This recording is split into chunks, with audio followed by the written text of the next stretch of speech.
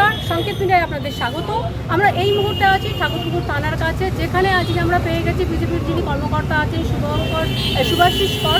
ওনাকে পেয়েছে। ওনারা শস্যনা থানা, হরিদেপুর থানা, বেহালা থানা, ঠাকুরপুকুর থানা, এই যে পূর্ববর্তীদের যে 5টি থানা আছে, সেই 5টি থানাতে ওনারা ডেপুটেশন জমা করছেন। কী বিষয়ে এই ডেপুটেশন জমা করছেন সরাসরি ওনার কাছ থেকে আমরা জানবো। আপনারা এই যে থানাতে ডেপুটেশন জমা করছেন, কী বিষয়ে?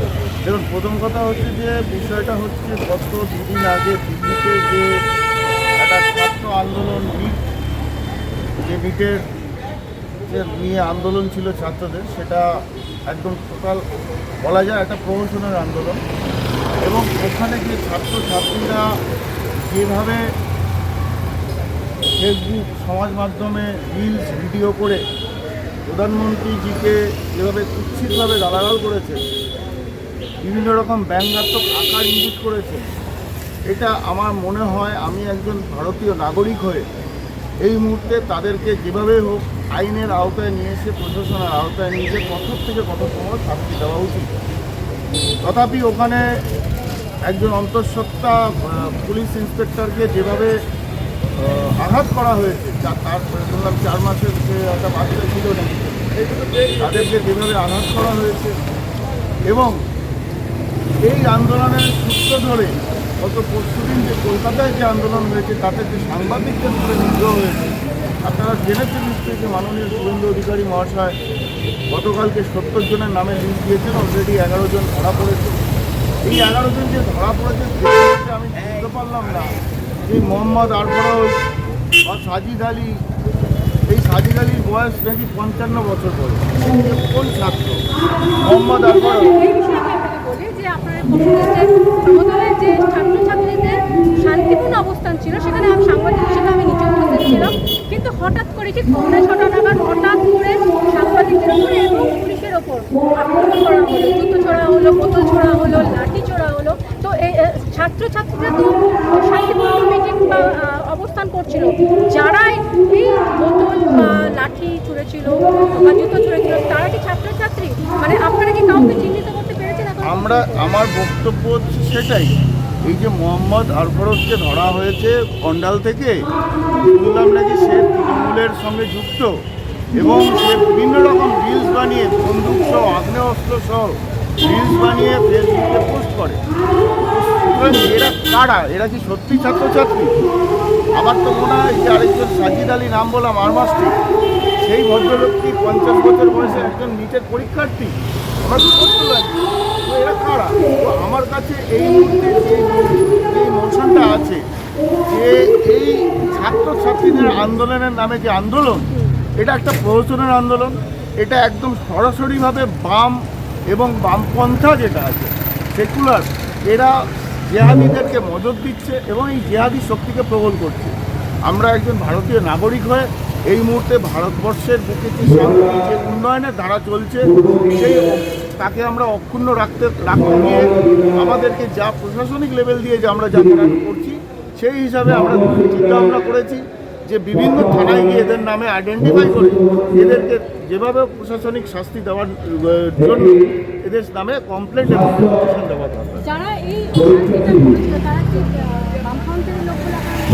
বামফ্রন্ট তো অবশ্যই আছে সরাসরিভাবে, নাহলে শ্রমিক লাইনের মতো একজন নেতৃত্ব সাংবাদিককে মারা হচ্ছে, দূরে দাঁড়িয়ে থেকে হাসছে, এটা হয় না। কিন্তু বামপন্থী মতো কাছে পরিষ্কার হয়ে যাচ্ছে। এই মুহূর্তে শোষণা থানা ক্যামেরা রয়েছে। আজকে আমরা বেহালা থানা, ঠাকুরপুকুর থানা, হরিদেপুর থানা, সবকটা থানায় আমরা চাইছি সবকটা থানাতে এদের নামে কমপ্লেন করা হোক, যাতে সবকটা থানা থেকে মুভমেন্ট করে দিল্লি থেকে ওদেরকে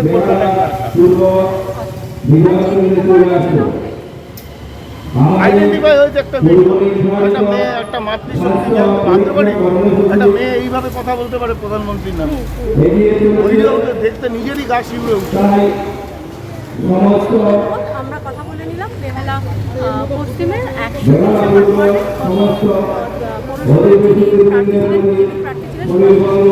ওনার সাথে কথা বলে, এখন বিজেপির একজন কার্যকর্তাও বটে।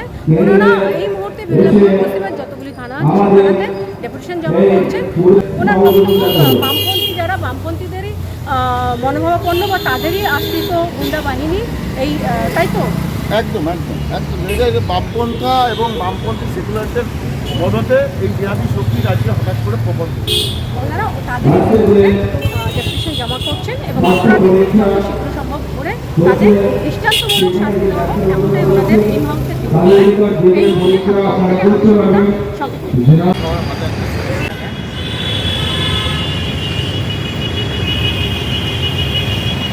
জয় শ্রীরাম। আপনারা সবাই জানেন যে দীর্ঘ 1 মাস ধরে দিল্লিতে যন্তর মন্তরে একটা সোশ্যাল মিডিয়া একটা পার্টি তৈরি হয়েছিল, ককরোচ জনতা পার্টি। তারা আমাদের এডুকেশন মিনিস্টারের রেজিগনেশন দাবি করে তারা একটা আন্দোলন করছিল। দেখুন, আমাদের বক্তব্য যে পেপার লিক হয়েছে বা এডুকেশন সিস্টেমে যদি কোনো ভুলভাল থাকে তার বিরুদ্ধে আমরাও আওয়াজ তুলব, কিন্তু প্রোটেস্ট করার একটা মানে সঠিক পথ হয়। ওরা যে পদে প্রোটেস্ট করছিল সেটাকে প্রোটেস্ট বলে না, কারণ ওখানে দিল্লিতে প্রোটেস্ট কম হচ্ছিল, দেশ বিরোধী কাজ বেশি হচ্ছিল। তো সেই প্রোটেস্টেই একটি মেয়ে দেশের প্রধানমন্ত্রীকে অশ্রাব্য ভাষায় গালাগালি দিয়ে, এই মেয়েটি অশ্রাব্য ভাষায় গালাগালি দিয়ে ভিডিও করছিল। তার এগেনস্টে আমরা কলকাতাতে এখন অবধি 4খানা থানাতে আমরা কমপ্লেন লজ করেছি এবং এফআইআর লজ করা হবে। আমরা বেহালা থানা, বর্ণশ্রী থানা, ঠাকুরপুকুর থানা আর সরসুরা থানা, এই 4টে থানায় এখন অবধি কমপ্লেন করা হয়েছে। আজকে আমরা এসেছিলাম এখন ঠাকুরপুকুর থানাতে এসে আমরা কমপ্লেন এটা করে দিয়ে গেলাম এবং ঠাকুরপুকুর থানা থেকে কমপ্লেনটা রিসিভ করা হয়েছে। এবং তার সাথে সাথে এই ভদ্রমহিলা, আমার এনাকে ভদ্রমহিলা বলতে খুবই লজ্জা লাগছে। হ্যাঁ, ইনি বলেন ইনি নাকি খুব শিক্ষিত। ইনি একটা ভিডিওতে বলছেন আমি শিক্ষিত। আমি জানি না এনার শিক্ষাটা কোথা থেকে ইনি পেয়েছেন যে দেশের প্রধানমন্ত্রীর এরকম একটা পোস্টার নিয়ে দাঁড়িয়ে উনি নাকি আন্দোলন করছেন। এবং তার পরবর্তীকালে উনি বলছেন উনি নাকি দেখেননি যে পোস্টারে কী ছিল, উনি দেখেননি। উনি নাকি সানগ্লাস করেছিল বলে উনি দেখেননি।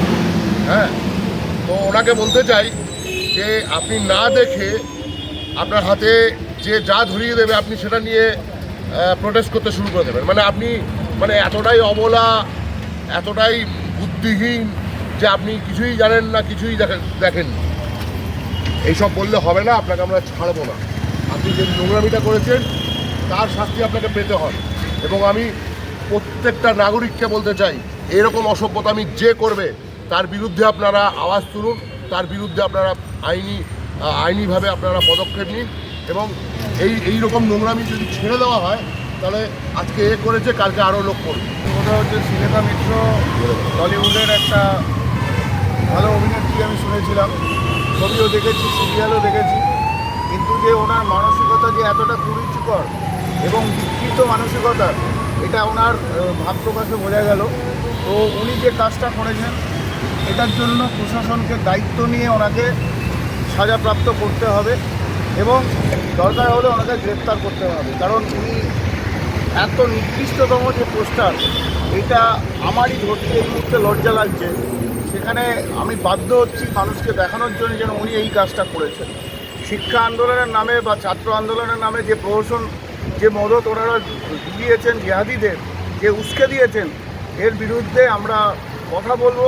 নিজের দেশকে রক্ষার্থে, নিজের ধর্মকে রক্ষার্থে যদি আমাদেরকে সাম্প্রদায়িক হতে হয়, আমরা সাম্প্রদায়িক হতে রাজি আছি। অনেক অনেক ধন্যবাদ। জয় শ্রীরাম, জয় শ্রীরাম, জয় শ্রীরাম, জয় শ্রীরাম। ভারত মাতা কি জয়, ভারত মাতা কি জয়, ভারত মাতা কি জয়। নমস্কার, আপনারা দেখছেন সংকেত মিডিয়া, সোজা কথা সহজভাবে। Subscribe our channel. Press the bell icon.